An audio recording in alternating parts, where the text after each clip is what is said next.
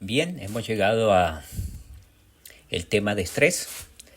De acuerdo a Two Roads in Call, citados por Wendelar Bonga, Sánchez también, el estrés no es otra cosa sino una condición en la cual el equilibrio dinámico de los organismos animales, ese equilibrio que hemos denominado homeostasis, es amenazado o perturbado como resultado de las acciones de estímulos intrínsecos propios y extrínsecos, externos. ¿Okay? Esa es una definición. Otra definición de estrés es un estado producido por algún factor ambiental o de otra naturaleza o clase que compelen o modifican las relaciones de adaptación de un animal más allá de su funcionamiento normal hasta el punto en que las oportunidades de sobrevivir se reducen de una manera importante o significativa. ¿Okay? Son dos definiciones importantes a considerar de este término estrés. El estrés en nuestros sistemas productivos generalmente es el paso previo a un proceso patológico.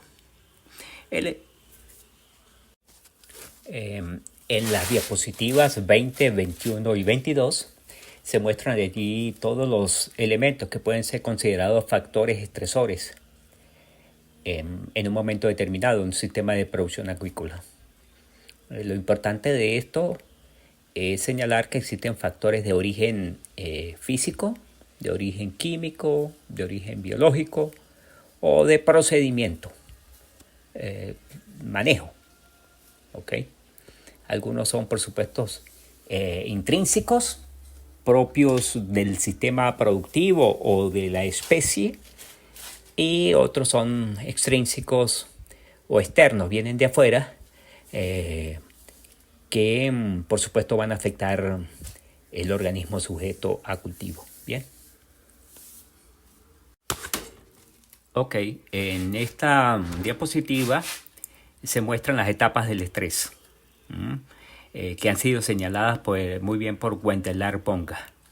Hay una respuesta primaria, una respuesta secundaria y una respuesta terciaria. En la primera respuesta, que ha sido denominada fase de alarma, es una respuesta o es una reacción que el individuo muestra al momento de tener un estímulo, de estar frente a un estímulo, ¿no?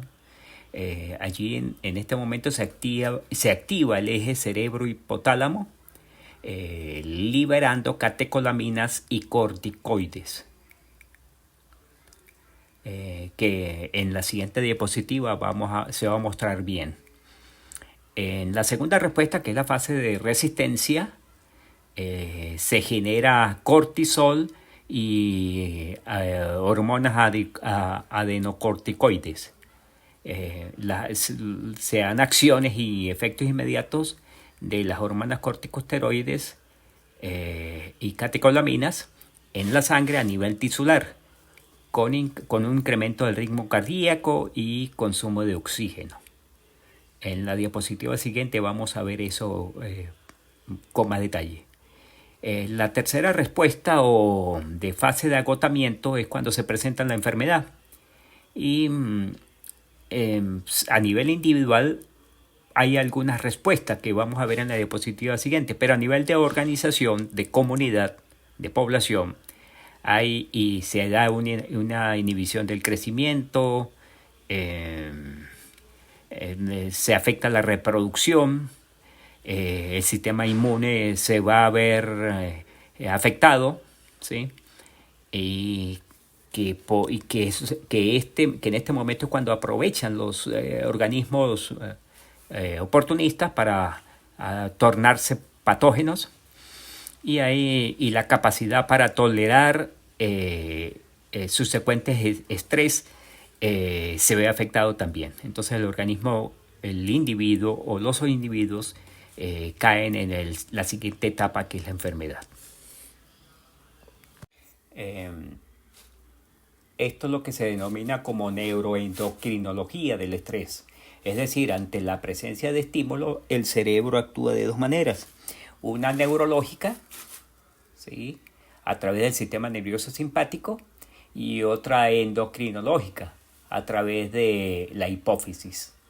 En la primera, por supuesto, ambas respuestas llegan al lo que se denomina riñón craneal o riñón anterior. Sí, que sería como una modificación serían como las células suprarrenales de los mamíferos, de los organismos superiores. Allí están, en cuanto a la respuesta neurológica, las células cromafines del riñón craneal actúan y generan catecolaminas. Esas catecolaminas van a movilizar y transferir oxígeno de tal manera de llevar ese oxígeno a los órganos vitales de los individuos, ¿sí? Igualmente hay movilización de energía y por ende una redistribución de la energía, y esto por supuesto tiene un efecto en la supresión del sistema inmunológico. Como respuesta a esta acción, el sistema cardiovascular se ve activado, hay mayor flujo sanguíneo a los órganos vitales, hay un incremento sanguíneo en las lamelas por ser un órgano vital, que va a necesitar en ese momento mayor oxígeno, y por supuesto para captar el mayor oxígeno del ambiente, pues tiene que haber mayor vasos sanguíneos, células sanguíneas en las lamelas. Esto hace también que se incremente la permeabilidad branquial, ¿sí? Por lo mismo, porque se requiere mayor cantidad de oxígeno. Y en definitiva, ¿qué ocurre? Hay un balance hidromineral negativo, ¿sí? Negativo. No entra tantos minerales, no hay tantos minerales en el flujo sanguíneo, porque están acumulados en los órganos que se consideran vitales. El glucógeno se mueve del hígado a esos órganos vitales. La glucosa aumenta en la sangre, por supuesto, porque se desplaza del hígado hacia los diferentes órganos. Y los ácidos grasos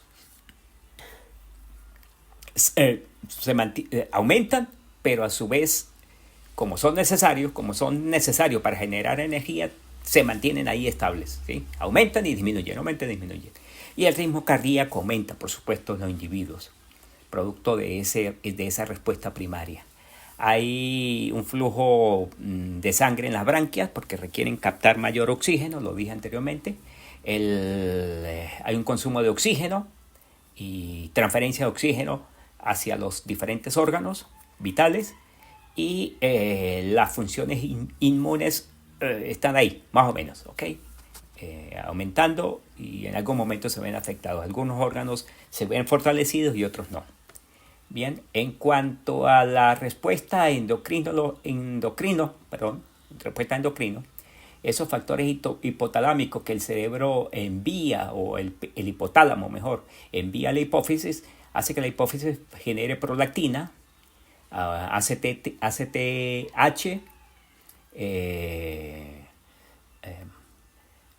hormona estimulante de melanocitos, ¿sí? La MSH, y la somatolactina, que van también al riñón craneal, pero especialmente a las células interrenales, para que estas generan cortisol, que es la hormona del estrés.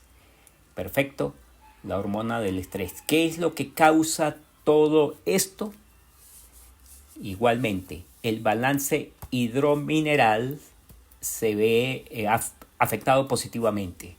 El glicógeno en el hígado se va acumulando, se empieza a acumular.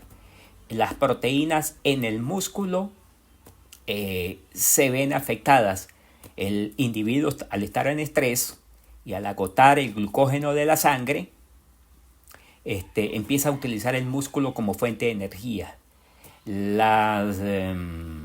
Y eso, por supuesto, va a hacer que los ácidos grasos en el plasma sanguíneo se incrementen, y las funciones inmunológicas, producto ya de esta fase secundaria y terciaria, se ven afectadas, ¿sí?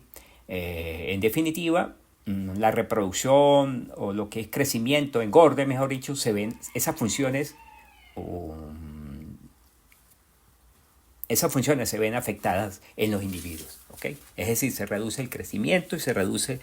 Un individuo estresado no va a comer, ni va a engordar, ni se va a reproducir. Muy bien.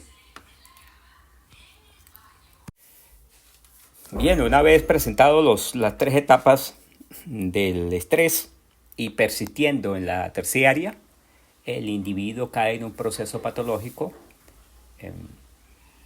que no es otra cosa sino la enfermedad misma. ¿Okay? Yo presento aquí varias varias definiciones, ¿sí? La primera es muy sencilla, que dice que enfermedad es cualquier anormalidad estructural o funcional, es decir, morfológica o fisiológica. Otra definición es cualquier condición que impacte sobre el animal, la cual puede ser nociva para la salud animal o humana, y este proceso incluye la infección, contaminación, residuo u otra condición. De acuerdo al doctor Iregui de la Universidad Nacional de Colombia, la enfermedad no es otra cosa sino manifestaciones físicas y a veces de comportamiento que son anormales, son visibles, producto de desórdenes en el individuo, como consecuencia de su interacción con agentes externos o por desórdenes propios del individuo. ¿Okay?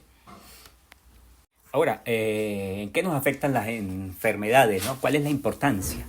Las enfermedades causan pérdida de animales, ¿sí? Se mueren. Hay morbilidad también, por supuesto. Hay reducción en la producción debido a las bajas tasas de crecimiento y a las disminuciones de la utilización del alimento. Hemos hablado de esto previamente. Hay un incremento en los costos por tratamiento o prevención, en los costos de producción, por supuesto. Incremento en los costos por tratamiento o prevención, pérdida de la inversión, pérdida o daño al plantel reproductivo, ¿sí? Que puede tener mayores consecuencias. Hay daño a las puede, si esto escapa del sistema productivo que se viene manejando, que es supuestamente controlado, pues puede haber daño o puede haberse afectadas las poblaciones silvestres, que por supuesto no solo va a hacer que se pierda ese recurso, sino que desde el punto de vista ambiental va a haber pérdida o disminución de la biodiversidad y puede presentarse un cambio en el balance ecológico de ese sistema silvestre. Bien, de acuerdo a esos autores que señalo en la parte inferior de la diapositiva, Cameron en el 2002, Elaba 2006 y 2008 e Iregui 2006, las enfermedades pueden clasificarse de varias maneras. Primero, de origen no infeccioso, asociadas a parámetros físicos y químicos del agua, asociadas a alteraciones del ambiente, ¿sí? Contaminantes, polutantes, asociadas a la alimentación o nutrición, asociadas a ineficiente manipulación, lesiones mecánicas y físicas, que causan lesiones mecánicas y físicas, y también debido a causas intrínsecas propios del animal, como defectos metabólicos de tipo genético. ¿Okay? En cuanto a los parámetros asociados, a las condiciones asociadas a parámetros o a variaciones en los parámetros físicos y químicos del agua, tenemos variaciones amplias de temperatura en corto tiempo. Esto lo hemos observado en esa explotación de Piscinodinio. Es un parásito que afecta a los peces tropicales. En una mañana o en una tarde, un sol radiante y de repente tremendo palo de agua, alta precipitación, genera que la carga parasitaria por Piscinodium se eleve tremendamente. y afecten a los peces. ¿Ok? Oxidaciones diarias de pH, incremento en el amonio total, disminución de los valores de oxígeno disuelto. ¿Okay? Todo eso hace que se incremente el gasto energético en los individuos, disminuya el apetito. Los peces se vuelven, por supuesto, susceptibles a las enfermedades o a estos agentes etiológicos y empiezan a presentar enfermedades y se presente morbimortalidad. ¿Okay? En cuanto a asociadas enfermedades de origen no infeccioso asociadas a alteraciones del ambiente por contaminantes, elementos polutantes, pues es la presencia de elementos polutantes sencillamente, ¿ok? En el cuerpo de agua, asociadas a la alimentación y nutrición.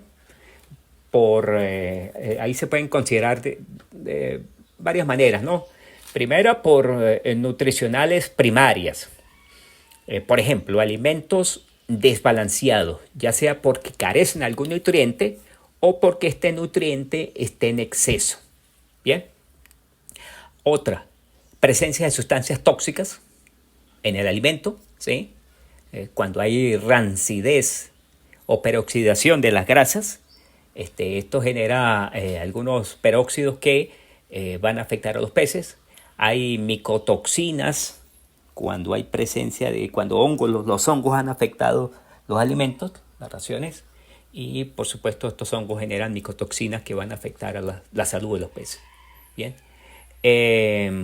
Cuando es mala nutrición, la mala nutrición favorece la presentación de enfermedades infecciosas. ¿Ok? Aun cuando es de origen no infeccioso, va a hacer que el individuo se haga susceptible y por supuesto que los organismos patógenos, potencialmente patógenos, se vuelvan patógenos y generen enfermedades infecciosas.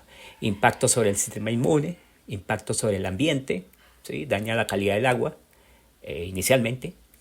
Ahí hay, por supuesto, persistencia sobre los productos acuícolas y que pueden generar riesgo en los consumidores. ¿Okay?